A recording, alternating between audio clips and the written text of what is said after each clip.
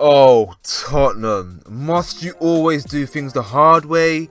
Drawn with two-time reigning champions Real Madrid and German heavyweights Borussia Dortmund, make no mistake, the H in Group H stands for hell. Spurs hate playing as the underdog. Their big game record in the Premier League is sketchy to say the least, whilst in Europe they damn near get beat and sometimes even spanked whenever they play a club that's equal or better to them, as was the case when Dortmund beat them 5-1 on aggregate 2 years ago in the Europa League. Now it must be said, Spurs have continually improved since then and are stronger in terms of depth and consistency. That didn't stop them getting knocked out the group stage of the Champions League last season and then the last 32 of the Europa League. Considering Dortmund drew with Real Madrid twice last and even topped their group, Spurs have their work cut out. They have to learn how to thrive as the underdog, because assuming Apoel Nicosia will be the whipping boys, no offense to Apoel, then defeating the two big guns in this group will be key to progressing. What works in their favour is that Dortmund are in a way the total opposite of Spurs. Inconsistent, defensively suspect, and there are doubts over their two key players. Speculation over Pierre-Emerick Aubameyang is rife, whilst Ousmane Dembele has had a 97 million bid by Barcelona accepted.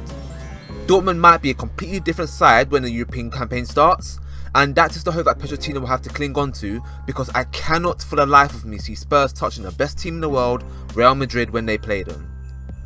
Moving from North London to the west side, Chelsea's Group C stands for complicated. It was written in the stars for the Blues to draw Atletico Madrid, given how the two have quarrelled over superstar striker Diego Costa, who exemplifies the word complicated. Regardless of whether he stays at Stamford Bridge or completes the move back to his former stomping ground, Costa will be unavailable to play until at least January at the very earliest, due to his relationship with Conte being in the toilet and Atletico Madrid's transfer ban. Nonetheless, his figure casts a big shadow over this contest, as does the fact that the two clubs are very familiar with each other. In recent years, Thibaut Courtois, Felipe Luis and Radamel Falcao have ended up in London after a stint at Madrid. They have both also played each other a few times, with Atletico Madrid winning 4-1 and 3-1 on both occasions. That said, Simeone's men have stagnated recently, and the transfer ban robbed them of the chance to refresh their squad. Their 2-2 of Girona on the opening day of La Liga suggested that stagnation might actually turn into a decline. Despite Chelsea not during the best transfer windows themselves, and Conte's European record leaving a lot to be desired, Chelsea can quietly feel confident about progressing from the group and maybe even topping it, especially as Roma have lost Mohamed Salah and Antonio Rudiger. Roma are still a decent outfit, however, and the Blues will need to be focused to navigate through the group. Whereas with Spurs and Chelsea there's an element of trepidation in getting knocked out, I bet Man City, United and Liverpool cannot believe their luck that the draw went in their favour. Starting with City, Napoli one of the must-avoids in pot 3 due to their potent attack, which ranks among the best in the competition. They have not lost anyone and have modestly recruited, making them a tough prospect in terms of who will win the group. Beyond them, however, they'll be expected to beat Feyenoord, who have seen Dirk Kuyt retire, Terence Congolo now at Monaco, and Ricard Sop to Roma. While Shakhtar Donetsk is a far destination, they haven't done much in Europe recently, losing the likes of Fernandinho now at City, Willian, Douglas Costa and Alex Teixeira.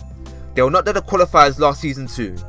Overall, I expect City to use this group as a means of sending a message to the rest of Europe that they are serious players in this campaign. Anything less than a convincing passage to the last 16, and serious questions will be asked of Guardiola. Same goes for Mourinho, whose only credible threat is Benfica. They gave Napoli and Dortmund a run for their money last season, so United will have to take them seriously. However, with most Portuguese sides to reach a peak, they have been robbed of their best players and are probably at the beginning of a new cycle. United nabbed Victor Lindelof, rivals Man City took Ederson, and Nelson Semedo is now a Barcelona player.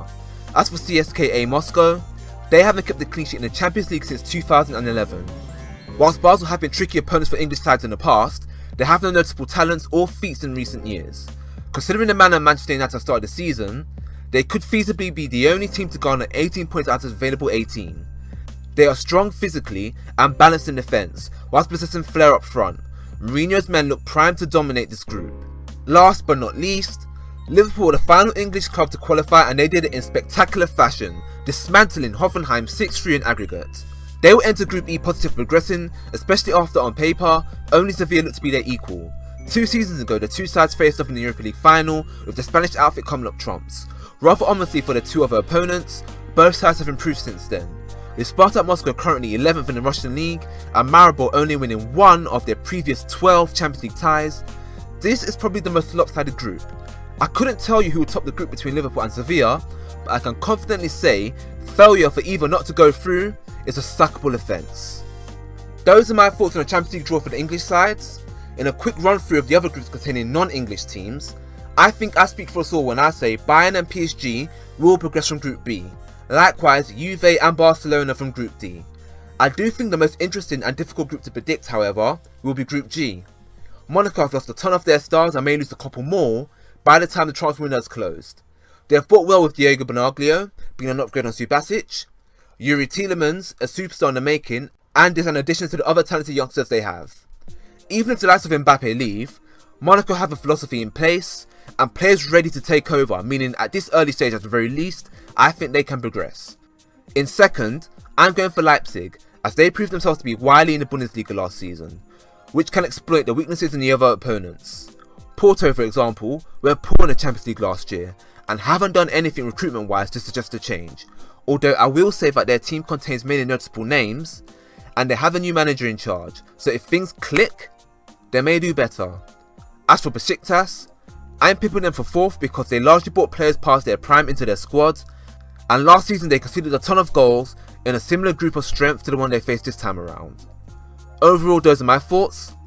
As it's a bit too early to be saying who I think is going to win the tournament, and as I have largely focused on English sides in this video, here's a simple question. Who would be the first English side to get knocked out? Chelsea, Liverpool, Manchester City, Manchester United or Spurs? Or will it be more than one? Have your say in the comment section, and don't forget to like the video, share the video, subscribe to the channel, and click the bell for notification of future uploads. I've been Scoop, and I'm scoping out.